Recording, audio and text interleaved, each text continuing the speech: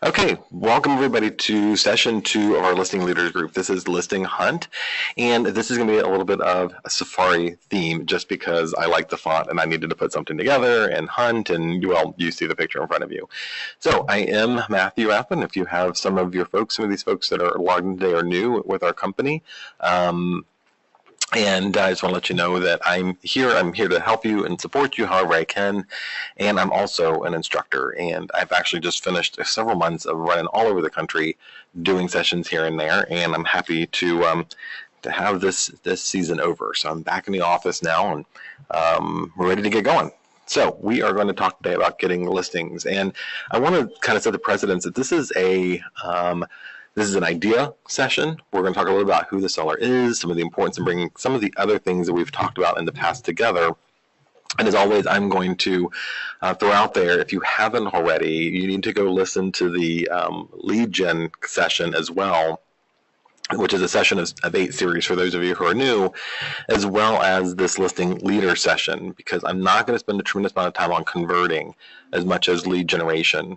And also a shout out for those of you who are interested. Next week, we are doing our Blue Start classes for new agents and new with the company agents, but everyone's welcomed. And it's a complete rewrite. It's a 3-day program. You don't have to be there for all 3 days. As a matter of fact, if you are a veteran agent, the 3rd day is probably not very useful to you, as we are doing some field trips and some panel discussions that may not be as relevant to you. So this is a session that isn't designed for the typical agent. I want to get this out there in the front that I've been doing this for about 15 years. I've traveled all about. I have coached and worked with many agents and seen great agents who are really good at listing. And the common trait with all of them, and there aren't many, but the biggest common trait is they work. They are hunting for leads. They're taking the effort to make the work happen. They are not sitting back just waiting for someone to drop business in their lap or for that random person who knew them 5 years ago to call. They're actively out there looking for leads. Now, I also want to say, because there's a lot of new agents here, that a tendency for new agents is to think that you are going to be working with buyers forever, or that's a good way to get started. And it is. It's an okay way to get started. It shouldn't be your focus. I've not seen a model yet of an agent who's lasted in the business, who's doing well, who hasn't aggressively went after listings and been a primary listing agent. So it requires an investment on your part. I'm going to give you a bunch of ideas today. And there's more. There's always some new idea you're going to hear in class or programs throughout your career. Hopefully some new things that will come to your mind that you'll think of. And this time together for us this morning is simply to go over some things that we've seen work to go out and actually actively get listings. And again, some of you may be in that mindset of, I'm a buyer's agent and now I need to kick it up a notch. The reality is that the listings are our future. Buyer agency is going to become automated at some point.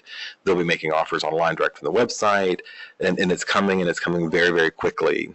Longevity in the business, success in the business, and your highest potential income will be from controlling listings. We see a lot of agents who really like working with buyers, primarily because the demand is less, right? There's not that scariness of what if I can't find a buyer for this house, and am I marketing it well, and what are they going to call me every week and ask me of or for? So we are focused today on getting you a long-term career and giving you some ideas to go out, hunt, and trap a few listings. So let's talk first about where the sellers actually came from. So from seller surveys that we've had, this is from the NAR materials, we've seen 4% come from agent-to-agent referrals, and there are a bunch of resources out there for those. We have Relo for our company. There's Agent Desk and a few other things that you'll see in other sessions we're doing for referral stuff. 4% of referral, 42% came from knew you or was referred to you from someone who knew you. And I just want to linger there for a minute and say that number is down about 20% from where it was about 5 years ago. Sphere of influence marketing is still critically important. It is still about half of your business, but it is given way to internet leads and resources. In the past 5 to 6 years, those numbers have pretty significantly and drastically changed. And for those agents who have been working their sphere forever and depending on referrals and constant business, it's harder now than it used to be. And there's a couple of reasons for that. I'm going to give you just one quick one. We have what we call the zero moment of truth, and we've talked about this in lots of other classes. We'll be chatting about it at Blue Start next week. But the zero moment of truth is what Google has established as today's contemporary consumer. It is across all generations. It is in all demographics and backgrounds. But essentially what it is that consumers thinking about a need, and it may be the need for selling their home. That's the context of our class today. And in that context, the seller wakes up and things, and they're a couple months out or years out even from selling, and they're going to go online. They're going to go online and look for what their home is worth on Zillow. They're going to stumble on an agent or two in the local market. They're going to be looking around, and they're going to contact whoever is immediately in front of them that connects with them some way. It could be someone on their Facebook or Instagram or wherever. It is harder then to get referrals. Most people are not calling up their friends and saying, hey, does anybody know a good agent? We need to sell our home. Most of them are finding those agents during their 18-month journey from the thought of selling their home to actually getting on the market. If they don't directly know you, they're not calling for referrals, which is one of the big reasons why that number is reduced. On the other hand, the number of internet leads has increased. The consumer who reaches out blindly from the web page from your social sphere who you may not know has increased as the sphere of influence has decreased, as well as the fact that 24% are going back to the agents they've worked before. That number is double what it was not so many years ago. And we've talked about this number a lot, right? Where 89% of consumers definitely or probably will come back to the agent who helped them buy or sell a home to use them again, but only 12% actually do. And it's largely because the agent has left contact with them. They're not connecting with them anymore. They're not sending them feedback or follow-ups or any of that. But now we're seeing a whole new generation of agents who are finding it easier to stay in touch through social, through CRMs and campaigns and things like that. So that number is increasing. So sphere of influence and referred by your past clients is diminishing. Internet leads and your past clients coming back to you are increasing. And then we see the number 3%. 3% of sellers found their agent, their listing agent, through an open house. Almost always that's a local open house. So again, if you are doing open houses, especially if you're new agents and you're looking for ways to get business, offering to do open houses for a senior listing agent who may not have the time is a good option for you. Not only can you pick up some buyers, you should also carry with you listing materials as well. And in the last session, we talked about what materials you should have, brochures and business cards and those types of things to engage seller, resumes and all the rest. Right? Also, 33% of sellers will refer their agent to more than 3 people. So again, whereas that number is decreasing, where the conversion is decreasing from referrals, we still know that 1 out of 3 sellers who work with you will refer you at least 3 times to other people if they're happy with you. So that number is still pretty high. It's just not necessarily where the conversion comes from. We know they're going to give your name out, and it doesn't mean that's where the consumer's choosing to use their agent from. All right. So, who are these people? On average, they live in their home for about 7 years. And that's a good number. And you got to keep that number in mind, because later on I'm going to talk about big data and targeting consumers. So you need to know where that number comes from. So on the average, a homeowner stays in their home 7 years before they elect to sell their home. All right. Hold on one second. I'm just checking here. It looks like I have a comment. Oh, okay. All right. All right. So they lived in their house for an average of 7 years. The sellers average 48 years of age. This number has been declining over time as younger people were buying, younger people are also selling, and they actually bring that average tenure down. That the millennials, or Gen X rather, younger baby boomers and such, are selling more frequently than their parents did. All right.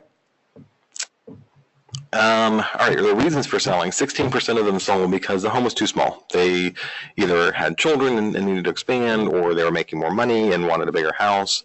14% they got relocated for a job or career. That includes military.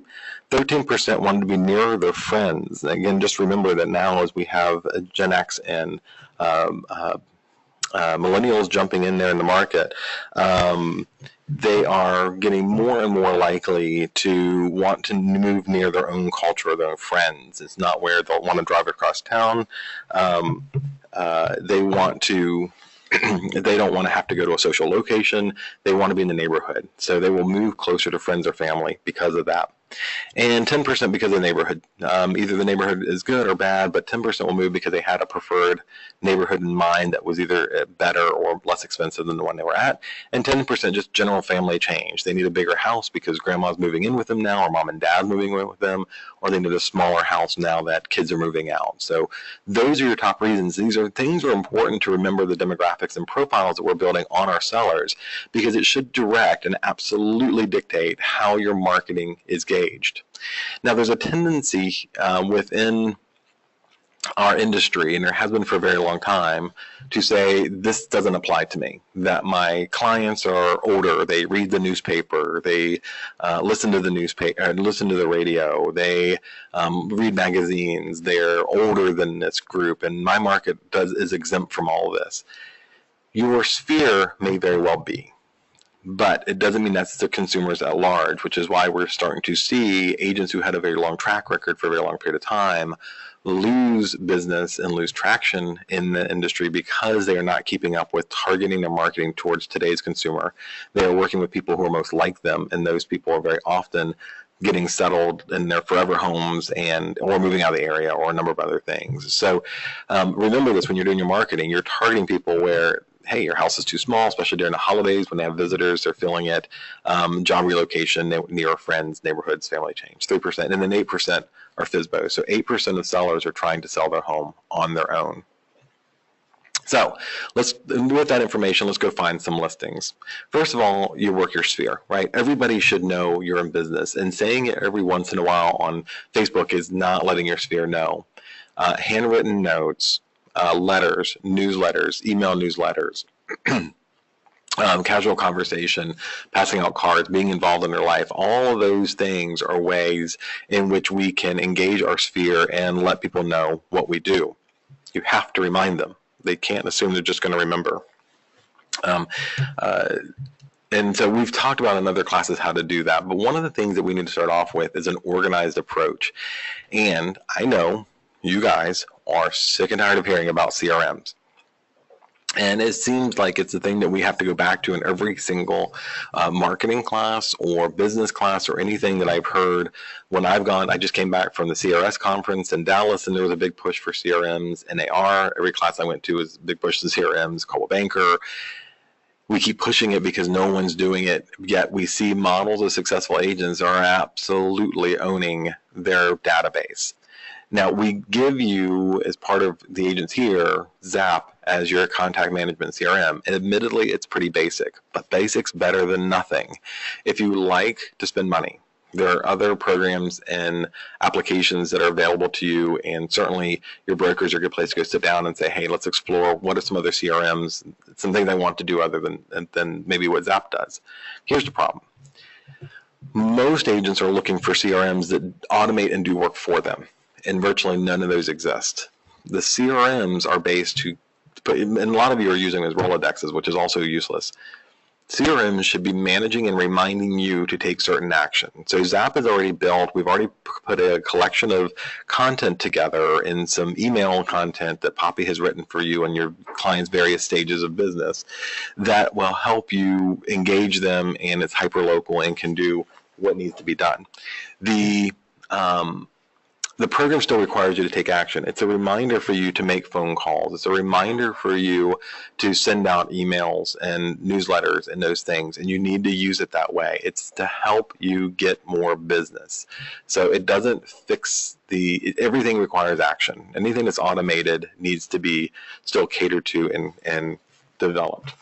So the next idea out of CRMs, again, if you can engage all these people and you can get names and contacts and information, that doesn't get you business unless you're actually connecting with them. And that's why CRMs are so important. So if I have a meeting of friends, I'm not going to assume I'm going to remember them. If I have past clients, I need to make sure they're in a database that helps remind me to send out content, to gauge them, phone call, emails, handwritten notes, all these types of things. All right. So the next thing, networking groups, and this is a personal favorite of mine, which is why one of the first real ideas here that you'll see. Many years ago, I waited for, and some of you have heard this story, but so excuse me for telling it again. But I waited for a very long time to become part of the BNI group. And business networking was a group where you paid an annual fee to be involved in it, and then they set up weekly meetings. And so at the time, it was at a very expensive restaurant in Fredericksburg, and I was a young father just starting out in real estate, and I paid I think it was $750 for the year to be part of this group, and they organized your meetings. And the biggest thing for them is that they would only choose one person from each type of business. And so when I got chosen, I was supposed to be the agent. And then I got to this meeting, and there was attorneys, and there were small business owners, and there were a number of influential people who have been networking for many, many years. So I was completely the outsider at this point. And so I sit down, and I walked in there with my typical blue jeans and a blazer, and sit down, and everybody else is wearing suits, and they're very uppity, and they all are very involved in civic groups around town and board of supervisors for this county or that, and they were important people, and I wasn't. And so I sit down and spent $50 for lunch, which was ridiculous back then, and realized that even if they weren't realtors themselves, their wives were realtors, their husbands were realtors, their best friend were realtors. They may also have a real estate license. They were well connected with other people. And so I just left there going, this is kind of a waste of time. I don't want to go there every week to listen to them, talk about their influentiality, which is just a made-up word. It just wasn't a good fit. And I said, you know what? I want to go back to people who may be more desperate for business than even I am. And at the time, I went around, I called the handyman. I didn't call the attorney who knew 1,000 realtors. I didn't call the home inspector who knew 1,000 realtors. I called the handyman. I called the gal who owned the flower shop, the guy and his wife who owned the wine store, the wedding photographer, the gardener. I called these people, the person who was just starting their own dental practice. I called these people up and said, hey, you don't know me, but I'd like for us to have lunch with a small group every other week. And we picked an affordable place, and I was living in Caroline at the time, so we picked an affordable place in Caroline. Absolute horrible food, but they gave us a free room as long as we ordered coffee and breakfast or lunch, whatever meeting was. And we migrated to breakfasts. But I, at the time, used Yahoo groups. Now I would definitely use Google groups, but it wasn't a thing back then.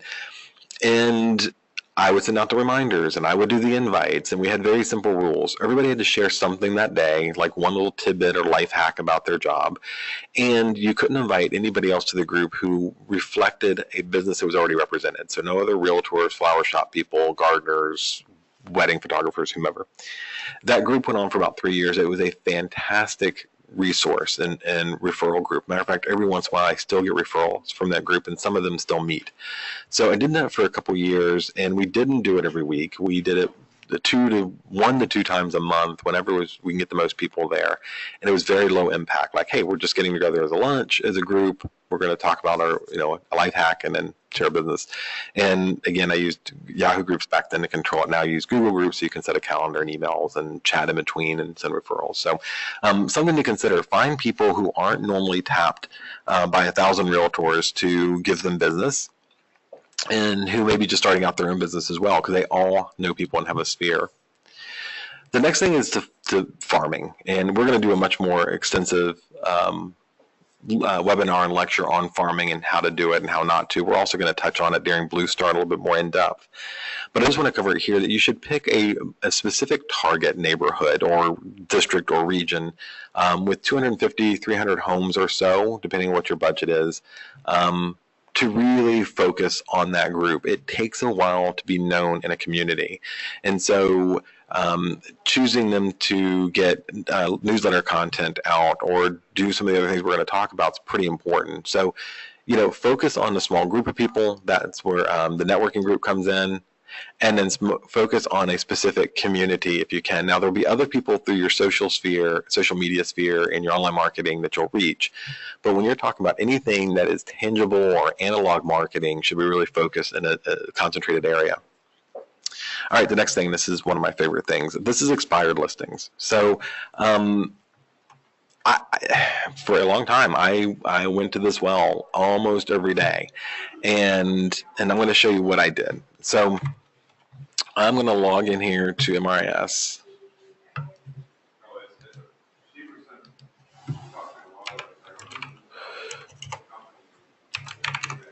All right, I'm going to log into MRS here.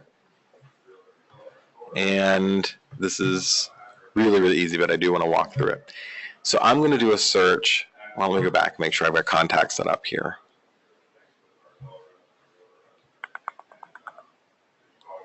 All right, so I'm going to set up the contact. I'm going to set myself up as a contact, which I've already done. All right, so I just made myself a client under contacts. I'm going to go to General. I'm going to do a search. I'm going to choose Spotsylvania, 22407. That's my area. I want a price over 300,000. You can choose whatever you want. I'm just choosing this. I want expired, and I want it,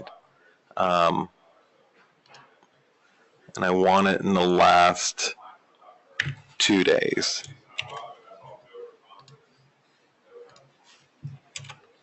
Maybe there aren't any.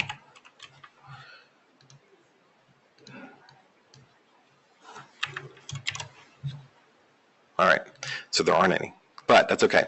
So I'm going to do that. Me personally, I'm only going to focus on expireds that have been greater than 2 days, over $300,000, and 22407. And I'm sure if I went and did this longer, or maybe not. All right. So I'm going to set that up.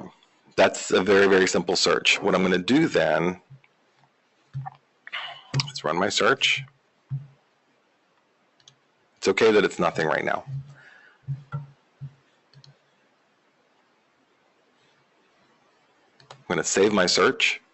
I'm going to save it as an auto email. I'm going to choose myself, and these are going to be 2 days expireds. Okay, and then I want it to run. I don't do stuff on Sunday, so I'm going to run every other day.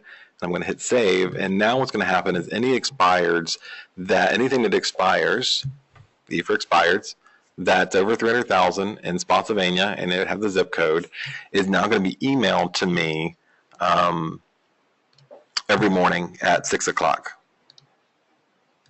Okay, so under this contact, you're going to see the auto emails.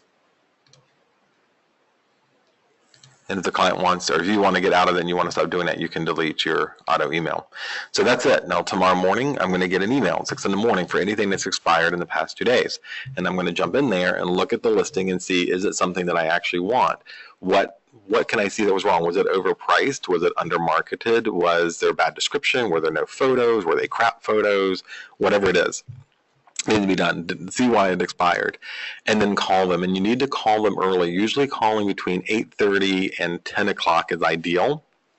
And if you're doing this every day, every 2 days, and you set a very specific criteria, you may only see 1 or 2. That's awesome. That's all you need to call. Just remember, other people are doing the same thing. They're calling them as well. But that automatic email is really the trick to remind you what's going on in the morning. Now, from time to time, you'll find that a listing agent may have removed the contact information or showing information for the seller because they don't want everybody calling them after it's been expired or even withdrawn. By the way, I do have a withdrawn email filter set up too. Then go to tax records and do a Google search and try to find their number. There is a system out there, and this is an investment. So not everything we're talking about this morning is free, right? If you're not going to do it, you got to pay somebody to do it, kind of thing. The Red X is one. There's a couple of companies out there. TheRedX.com is the, I guess, probably the most well-known. And it is redx.com. There is a monthly fee. But what they will do is they will search MLS for you, and you can set it up a couple different ways depending on how much you want to pay. They will search MLS for any expired or withdrawn listings. And what they'll do is send you all the data. Like they will look for cell phone numbers, names, any contact information, email addresses, and they promise somewhere around 80% of expireds, they'll give you a valid email address and a cell phone number. So you can call that person up even if the agents deleted their information out of the system. And you can look under history. I forgot to say this too. go look into the history on that listing if it's something you really want, and see if you can see where a cell phone number and a contact name has been deleted, because that information's still there. You just have to dig around a little bit for it. But you can use the Red X. They will even call the client for you to try to set up an appointment on your behalf. That is another tier. It costs a little more money for them to hunt down the listings for you, but they'll do that work and then email you everything they have every morning after they expired, so you have legitimate content to call. So there is a cost. It varies based on what you want, what area, how big, and the work you want them to do.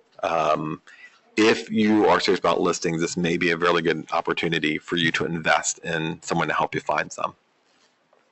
Okay, so that's my 2-cent overview of expired listings. I do believe in them, especially for those of you who are new. You've got nothing better to do, right? You should be working and making phone calls in the morning. Now, that phone call, and I'll just go back a little bit to talk about this more. So I call you up and I go, hey, Carla, I noticed your listing expired this morning. Of course, I would, if I could pronounce Carla's last name properly without screwing it up, I would probably call her Mrs. instead of her first name, just saying. So I call up the seller. Hey, Mrs. Smith, I noticed that your house is no longer in the market. It appears that your listing expired. First thing you need to be ready for, and don't ask them if they knew, but you should be ready for the fact that many of these folks do not know their listing expired. That is a golden opportunity for you. So when that seller comes back and Mrs. Smith says, what do you mean it expired? What does that mean? Oh, I'm sorry, maybe you didn't know, but when a listing expires, when your agent and you agree to a listing, there's an expiration for that listing agreement. It appears that what they entered in MLS says that that listing agreement has lapsed. It's no longer in play. And so what happens is that listing and all your marketing comes off the MLS and off of Zillow and Realtor and all the other websites within a day or two, and now buyers don't know your home's in play anymore. Matter of fact, I have a great system that helps keep me on track so that those don't happen by surprise. So it sounds like you're surprised that your listing came off, which means you may want to still sell. Would you like more information about the systems I use to ensure your home remains in the market and in front of the buyer? Understanding that this is the golden moment, is when they don't even know. That means their agent has dropped the ball and it's time for you to pick it up. That's your focus. And your focus for expired, when you're calling FSBOs or expireds, is to get the appointment. That's your sales job. Your sales job isn't to get the listing on the phone. Your opportunity here is to sell yourself in the door to get the appointment, and that's when you go in to get the listing. So your focus should be listening about these things. If the seller says, oh, yeah, we know it expired, we're interviewing other agents now, then your dialogue is to say, I want to be one of those agents. I'd love a chance to get in front of you. You can see by the fact I'm taking effort to reach out to you when it's expired that I am a proactive agent. I'd be happy to show you this great marketing program we have through Elite's Edge at our company, and some ways we can get your home sold. So that opens up the door. They may want to talk about all the things their agent did wrong. I'm going to caution you very strongly that you don't need to point out what all the things the agent did wrong. First, the seller probably knows. B, that's more appropriate during a face-to-face meeting at the listing appointment. If you start attacking the other agent, you never know. And I'm going to tell you from personal experience, having done this, where I was criticizing an agent and the poor job they were doing, only to find out it was the sister of the seller. I still got the listing because their agent, the sister, was brand new and it showed. But you don't want to be in the middle of that mess. The seller knows. They're already unhappy that this didn't sell. All right, and just a note about that, sometimes look at the listing agent's name. If they're a really good agent that you're surprised saw one fail, that's about the seller, and you need to go with your eyes open when you meet with them, that the seller may be difficult in unmoving and wavering in their price and what they want. Okay, listings there. A couple other things. These are just more targets for you to be sending information out to. Landlords, so go in the tax records, pull vacant houses, and we'll talk about that more in a moment. Or just, you can do a search in tax records for non-owner occupied houses. The presumption being that they're either vacant or are being rented. Many people are now renting their homes only because after the market crashed in mid-2000s, they could not sell, that they were upside down, so they were taking a rent, and oftentimes they're taking a rent that just barely or not even covers their mortgage, so they're taking a loss. That now's a good time, as the markets become stronger and healthier, to reach out to those landlords, and it could be a simple letter.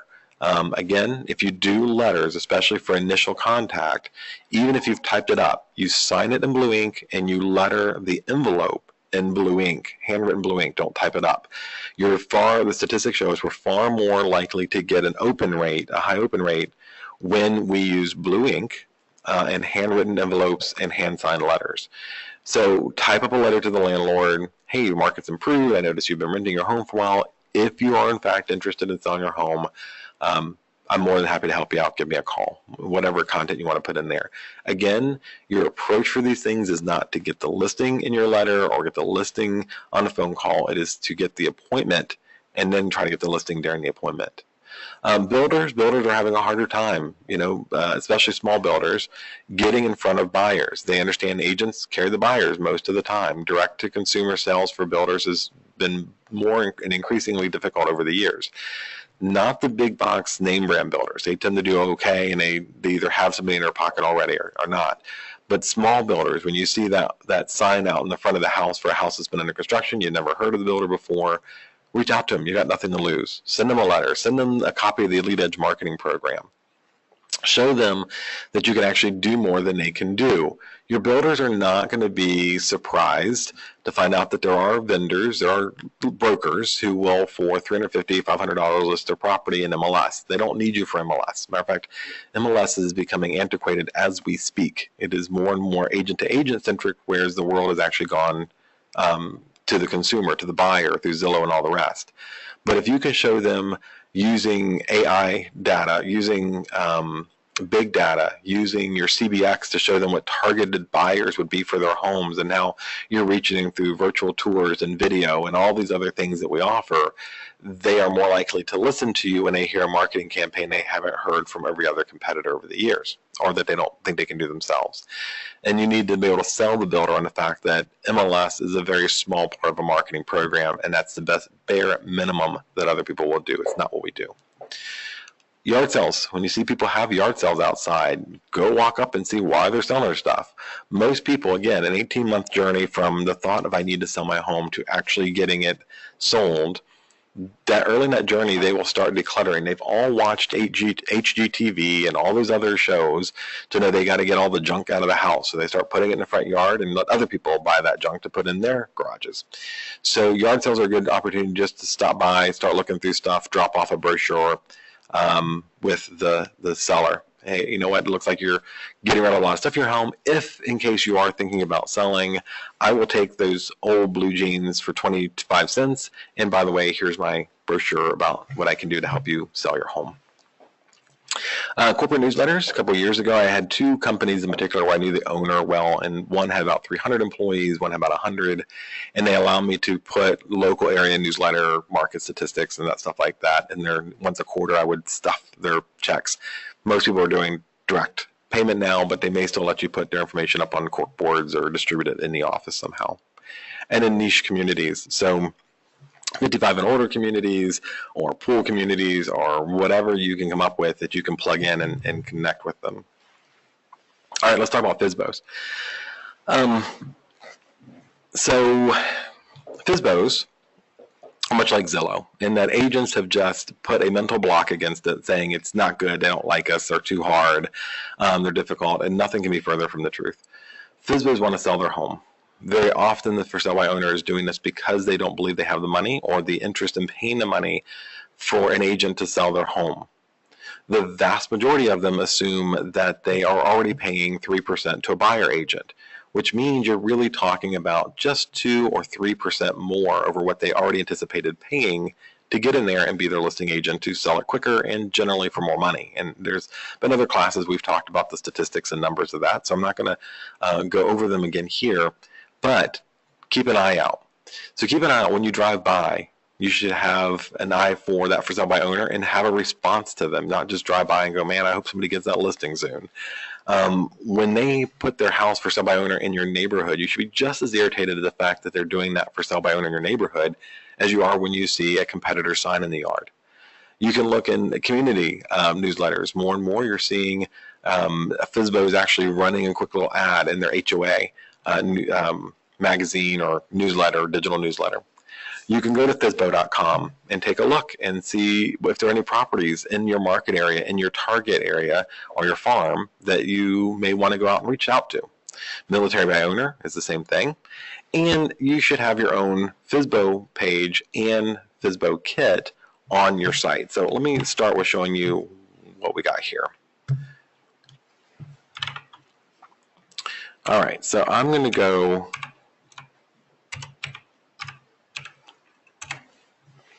to our Virginia Home Place site.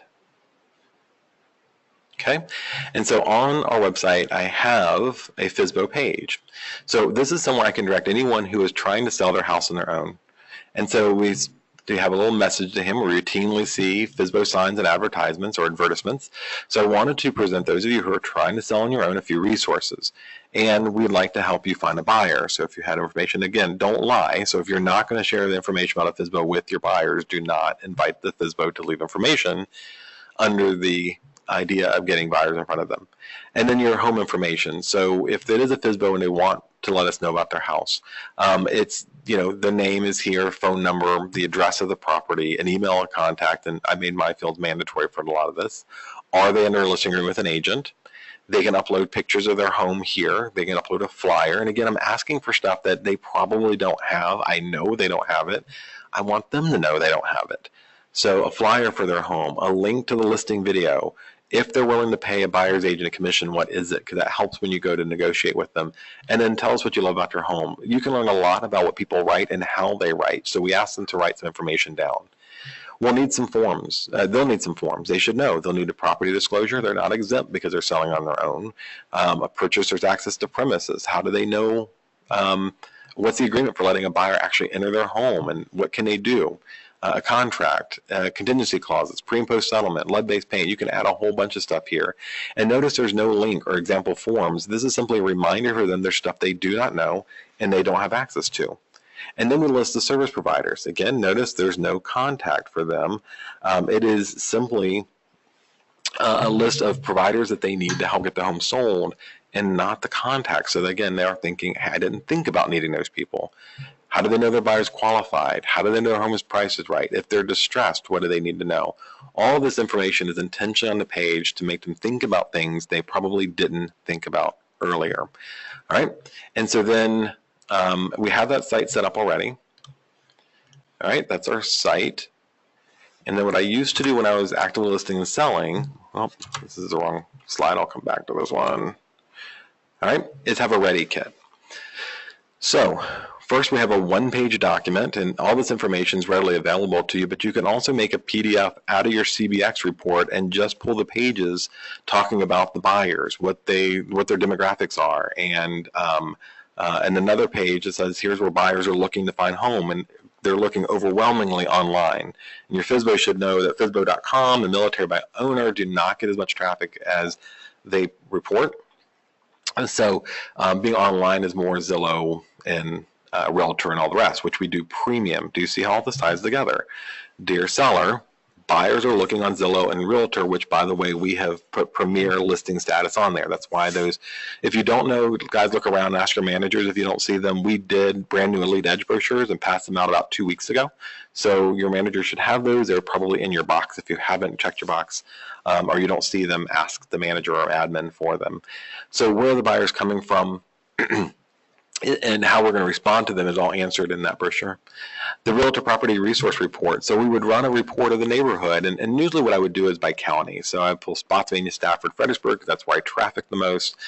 And I would have the information printed out, a RPR report printed out, and that would be in the packet as well, so that the seller sees whether prices are up and down in their market, what the average day in the market, how that affects them. All that's in that report. Very simple to pull. A site invitation, so a cover letter that pushes them back to the site that I showed you earlier, the website with the information requested from the homeowner. about it. My resume as an agent, which we've talked about in the last webinar I did, we talked about having a resume, summary of documents that they may need or other things, resources, people they're going to need, and then a very brief marketing plan. Again, that Elite Edge brochure serves that well, but there's also some really good elements, and if you haven't checked it out in this week, last week we launched the new Cloud CMA templates. They're much cleaner. We've added a lot of new content, and we've revamped how we sell our listing marketing plans through Paradigm and the rest. So a Cloud CMA report that's just the marketing portion would do this. In other words, right now, with putting virtually no work into it, if you went to CBX and pulled a report and RPR and pulled a report and write a cover letter, had your resume, have a summary docs, and the marketing plan that we put in Cloud CMA, you could put about 5 or 6 of these together. So this packet has these 6 elements in there, whatever else you want to put in, business card or personal brochure or whatever. And in that packet, I would put SP or ST or FB in the corner to mark Fredericksburg, Stafford, or Spotsylvania. So if I'm driving by a home in Stafford that's FSBO and it looks like a nice home and I may be interested, I grab one of those 5 packets marked ST because that's going to have Stafford marketing information from the RPR report. Walk up to the door, knock on the door of the seller, and hope like hell they're not home. Here's the reality. I know that people do not approach FSBOs because you assume they're going to come out smoking a cigar with a shotgun in hand yelling, "Get off my lawn." That's not the typical FSBO. Most of them are simply trying to see if they can do it on their own. We have a very intense DIY or do-it-yourself consumer. They've watched the hell out of HGTV of all these people who are not using an agent to sell their home and putting their own sign up and flipping the home and saving money. And, you know, the 1 or 2 people who actually do it well are telling everybody to do it that way. So have that FSBO packet ready. Go knock on the door. If they're not home, again, use white envelopes, not yellow. Divorce papers and criminal complaints come in yellow envelopes. Do not leave that with them. Make sure it's white. And then handwrite on the cover, "Sorry I missed you. Here's some information to help sell your home. If you need anything, give me a call." Leave that envelope at whatever door appears to be the one they primarily use to get in and out of their house. Run back to your car and leave before they catch you. Some of them, honestly, they may see you and be home and not know who you are and not want to answer the door. Some of them may actually answer the door, and if they do, same thing. "You know what? I'm sorry I stopped by uninterrupted. I didn't have your number. I see you're trying to sell your home. Just wanted to give you some information. It may help you sell your home. And if you have any questions, feel free to give me a call." If they want to strike up a conversation because you're an agent, rock on. If they don't, they'll just take the packet, look over it, and if you've done a good enough job, it'll stay in their mind, and it could be weeks before they call you back. So I used to do this in my community, and I think somewhere around 70% of the packets we dropped off, we got calls back, and about half of the packets we dropped off, we actually got the listing. Oftentimes it may be a month, 2 or 3 before the pride of the seller has worn down enough to give you a call. But you took initiative when nobody else did. You gave them valuable information when nobody else did. You pushed them back to your webpage where hopefully they find other information and reason to bookmark it, and then they call you back. All right, so let me, the other thing you can do to find FSBOs is Zillow. Zillow takes a lot of data from us, so we're going to take some from them. So go to FSBO, do a search, type in Fredericksburg, go up here to the top of the screen where it says listing type and click on that, and deselect everything on the list except for Make Me Move. Make Me Move is going to be where people, sellers, have entered their own home into Zillow to say, you know what, I'm not actively in the market, but if I got the price I want, I would sell my home. Some of these people have lost their flipping minds. Many of them, though, are right on target or very close to what a reasonable price would be. I don't care which one it is. Give them a call. Drive by the house, hand them the FSBO packet, tell them you found them on Zillow, where you happen to do premium listings and put more content than your competitors do. But again, do a search by zip code or county or neighborhood, deselect everything except for Make Me Move, and then take a look at what you've got left. Those are people who are prime targets for you to reach out to.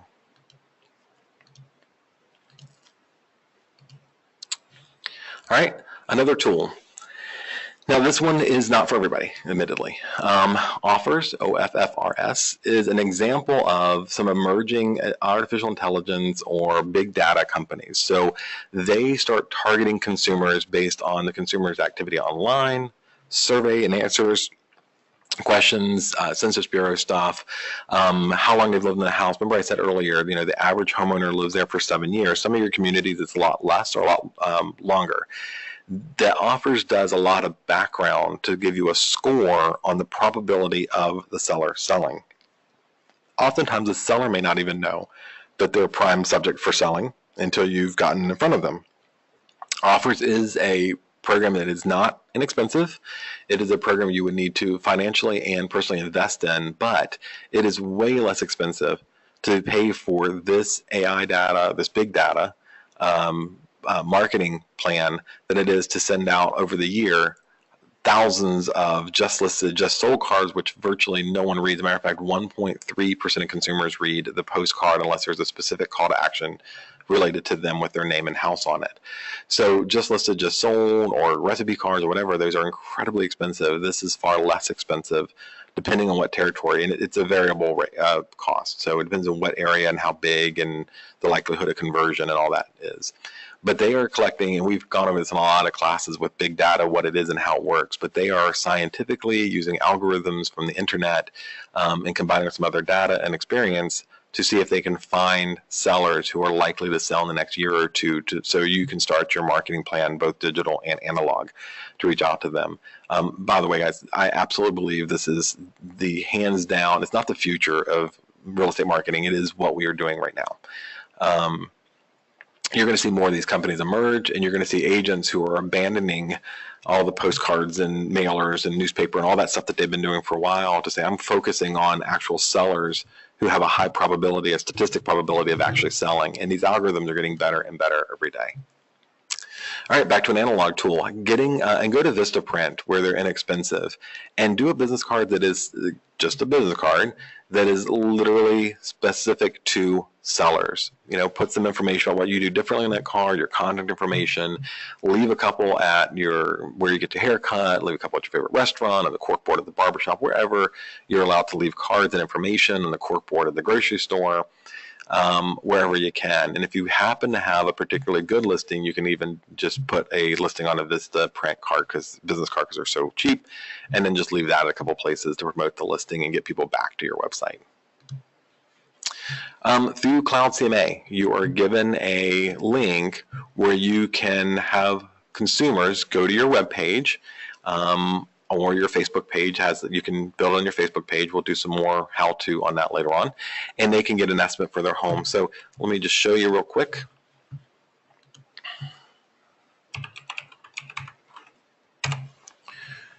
All right, so I'm in Cloud CMA. I'm going to go to Settings, Lead Gen, and then here's your link. So right here you have a link that you can share anywhere, you can put anywhere. If you have a website, you can embed this code here if you know how. If not, there's a watch video right here, as well as these places here to show you how to do this. So on our site,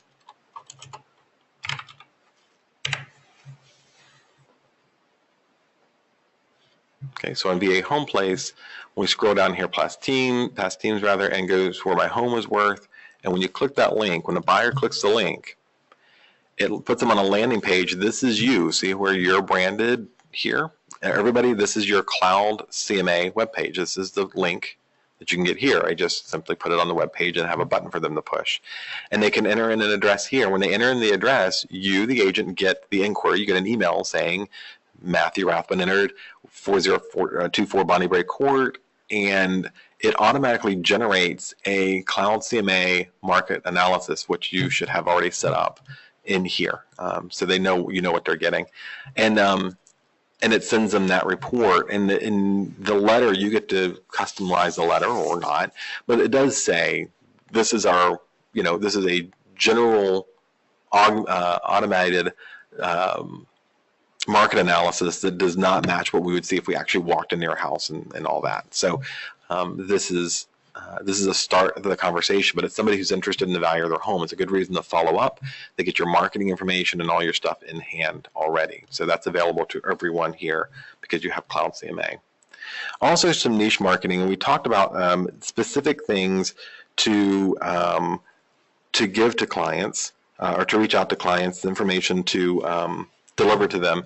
In this case, you all know that Angel and I really, really like our smart home stuff, and particularly Angel has been killing it with content online with this. And so it starts a conversation around a certain thing. This could be used to be your kid's school when you're sharing information about the calendar. Matter of fact, I was saying this the other day, I do think you guys should be putting on your social media sites, like when schools close, which is pretty much all the time. It doesn't, they're calling for cold weather and they're closing schools. So, but if you could be the resource for that to share it with people so they don't have to go look it up or even wait for the automated phone calls from the schools if you're looking in the morning earlier enough, just to reinforce it. It could be school information. It could be the high school football schedule. It can be whatever it is that is your niche. It could be your market, your neighborhood, city information. Just start to build people using the lures of whatever that niche is. In this case, we decided to do smart homes because there's not a lot of competition for it online. Another great tool, and this is free, is creating a private social network for a neighborhood. And Neighborhood Nextdoor is free. You can set up an account and you can claim it for your neighborhood. And what I like is they actually send out postcards, paper, for free to, I think it's 20 or 30 of your closest neighbors in the neighborhood. And it'll say you invited them to join Nextdoor. Nextdoor is a closed social media site. They have to verify their address, and their address has to be in the neighborhood you chose. Sometimes they'll do regions. So if you're not in the neighborhood, and like me, I'm in a small neighborhood, there's only 50 homes. So we were actually lumped into the Riverbend district. So we actually encompass several different neighborhoods where we can reach out, and you can share information instead of just, yelling it all out. It's just for this neighborhood.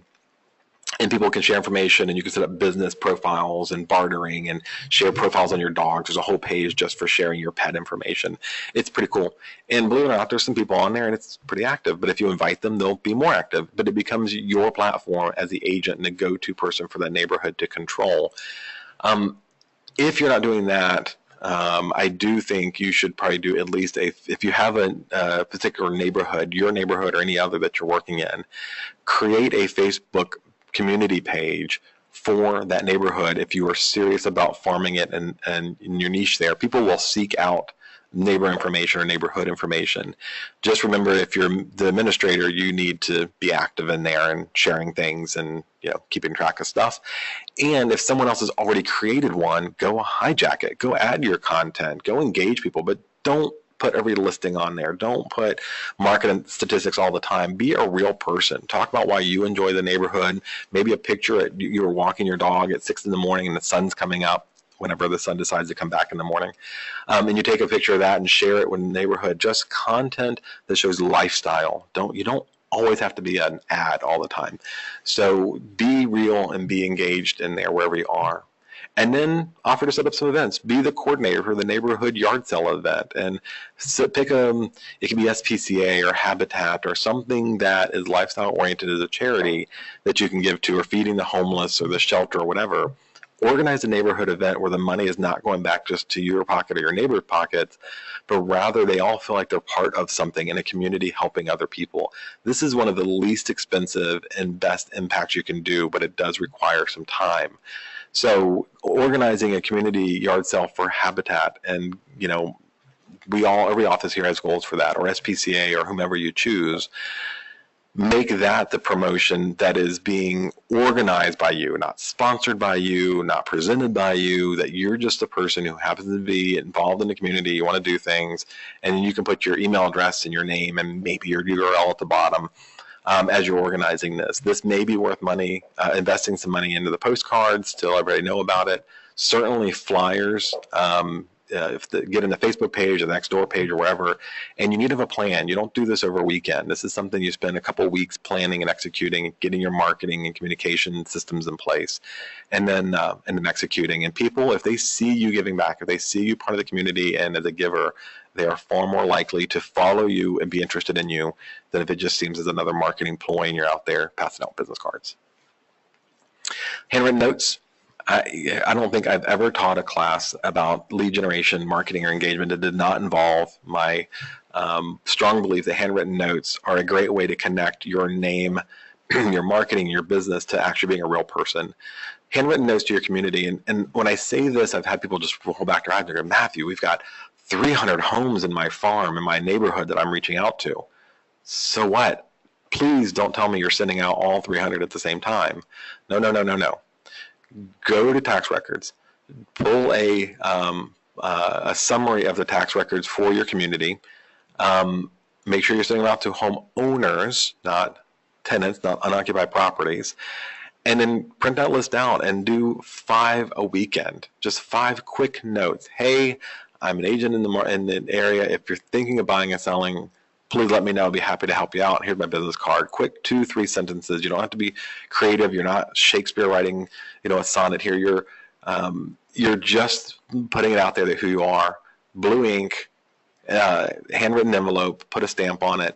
5 a weekend, you cross the first 5 out of your list. Next weekend, you do 5 more, 4 more. And I say weekend because I tend to do marketing stuff sitting in front of the TV on a Sunday afternoon. But it could be any day of the week, whatever day it is. And you've got the whole time you're going to be marketing that neighborhood to do it. You don't have to do 300 in a week. That's crazy, crazy, crazy, crazy. So just a few at a time. Just make sure you're not sending the same 5. So keep track of them on that sheet. Targeted response cards.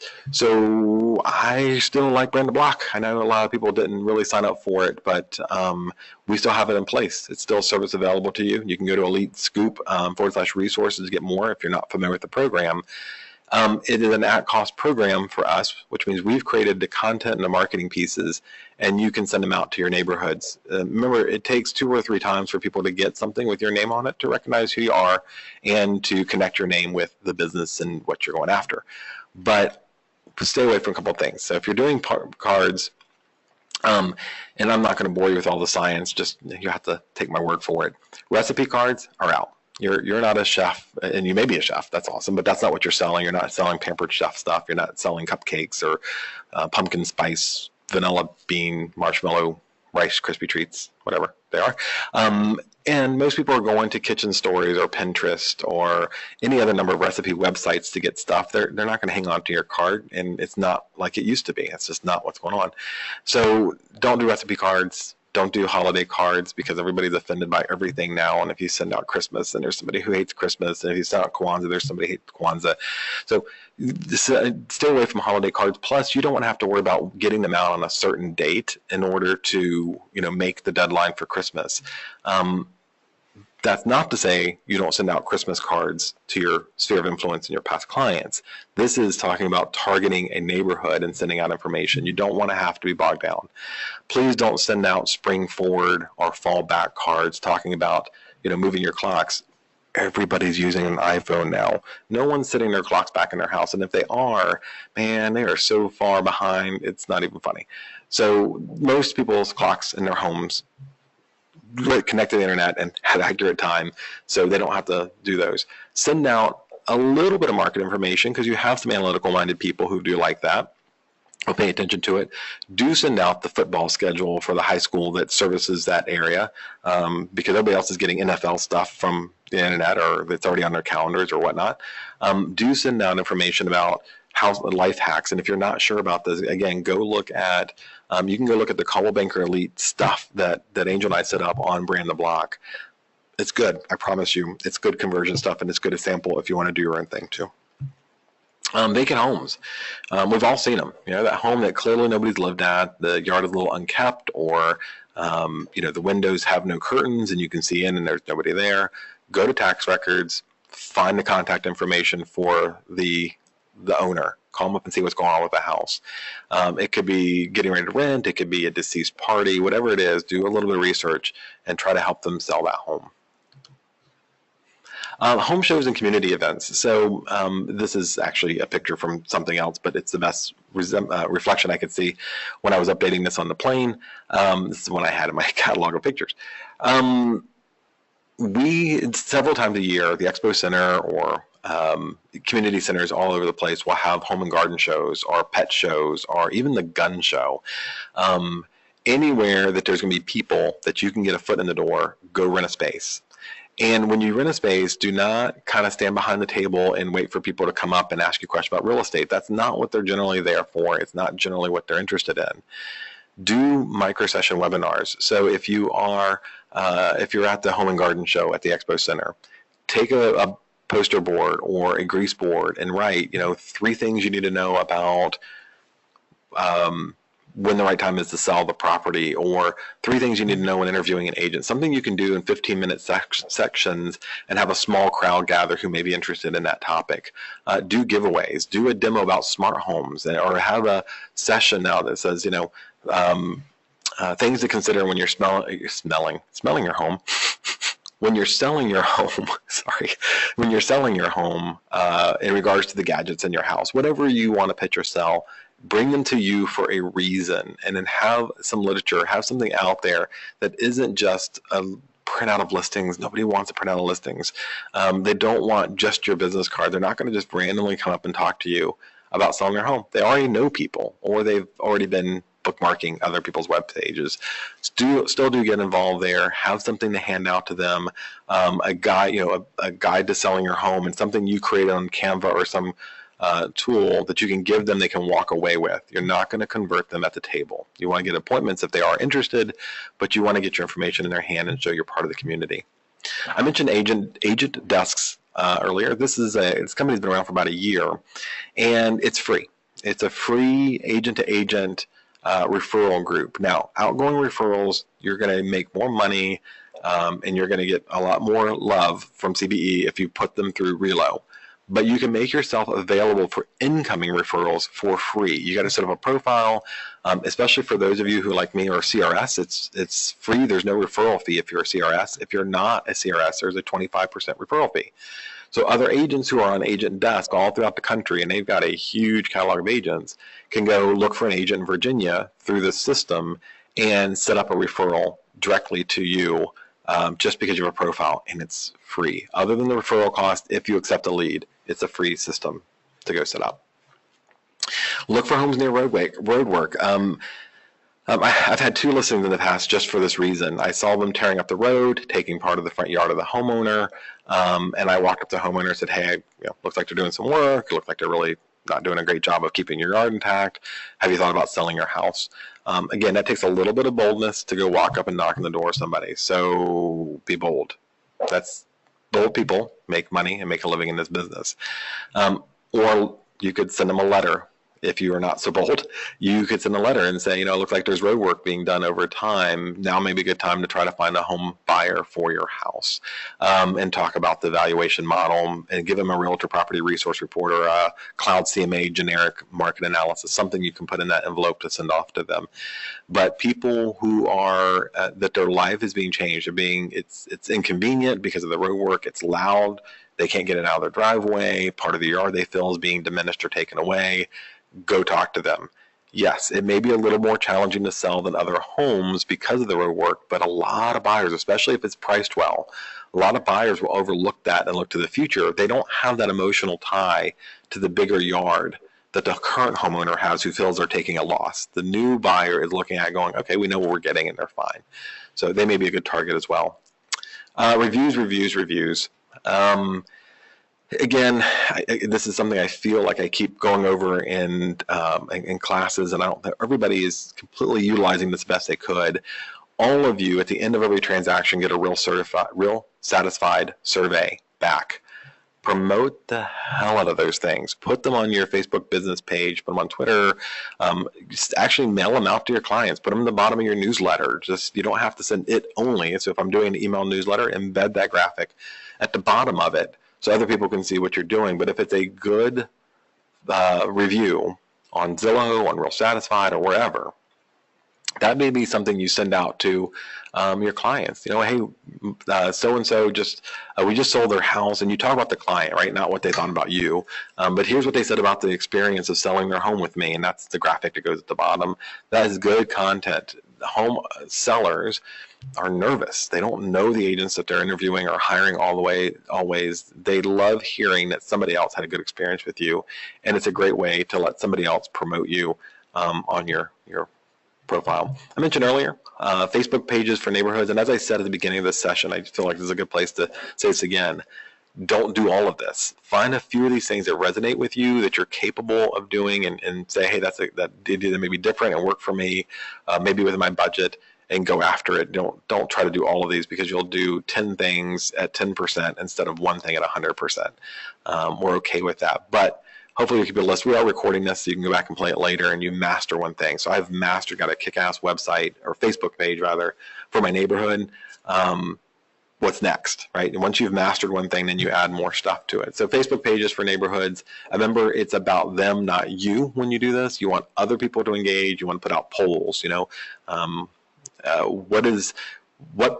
What trash company does everybody use here? And you can do a poll and say, here's the 3 major ones, and see who uses what. Put out content about the neighborhood. Again, the neighborhood, not you. Actually, before I say this, what I didn't mention in these slides too is having a page on your website dedicated to your niche or to your farm. So if you are working at Coldwell Harbor, for example, you should have a page on your website dedicated to all things Coldwell Harbor, and make it your own content. Write your own view of it, your own perception about why somebody would want to live there, the story. Go do a video about, on the lake, at the pool, activities. You've got an entire media center in your hand on your phone, and you can use, and we've done lots of webinars, and if you are new to us and you haven't taken those, email me. I'll send you a link to the video creation webinars we've done about community videos, how easy it is and what you need to do. And it doesn't have to be polished and super awesome. It just needs to exist. And put that on your web page so that people have a resource to go back to when they're looking for the neighborhood. Don't link to Coldwell Harbor HOA's website, which sucks.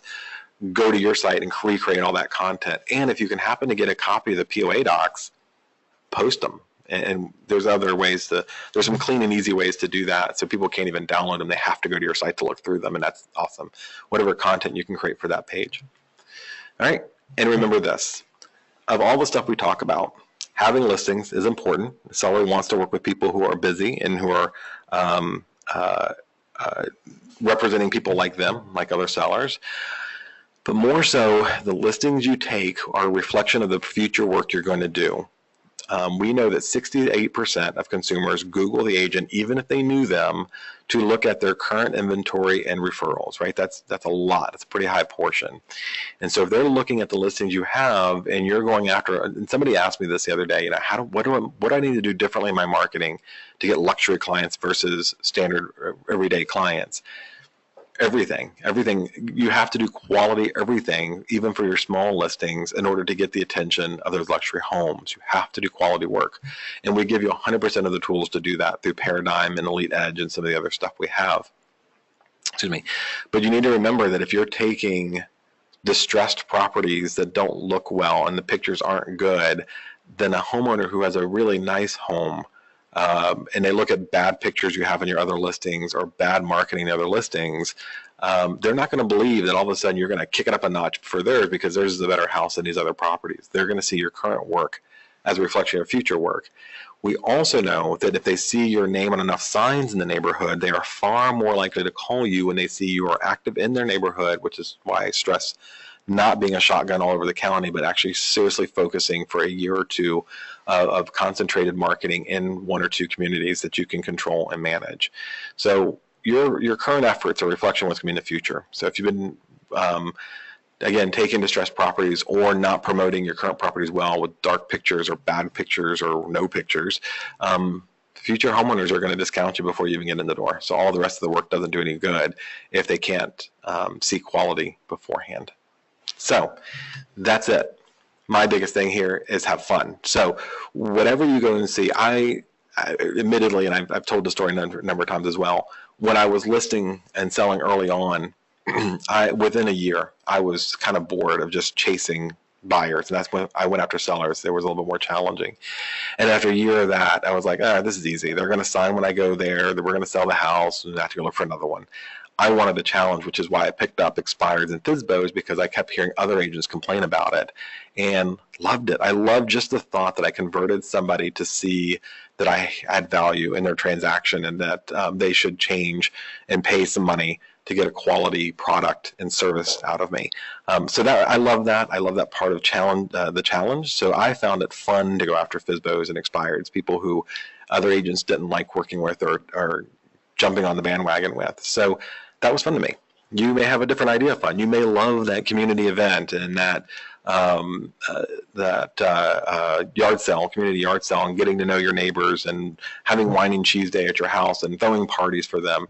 That's awesome. go do that thing, whatever you think is fun. If you think none of this is fun, I don't know what to do with you. You got to find something fun about marketing, and then go do that thing and do it consistently. Don't try it once, and don't go to the 2 FSBOs, drop off a pack and go, man, those SOBs never call me back. I'm never doing that again.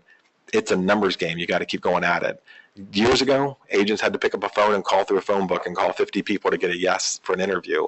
You don't have to do that anymore. You can go to 3 people who are FSBOs and get a yes for a listing. So find something that's fun, find something you're going to do it well, and then add the next thing once you've finished it. All of you should know how to get a hold of me. If not, there's my contact information. Feel free to follow me on Twitter or Facebook. I'll be happy to answer any questions. I'll be around, and email is generally the best way. So thank you all for your time today, and good luck and happy hunting.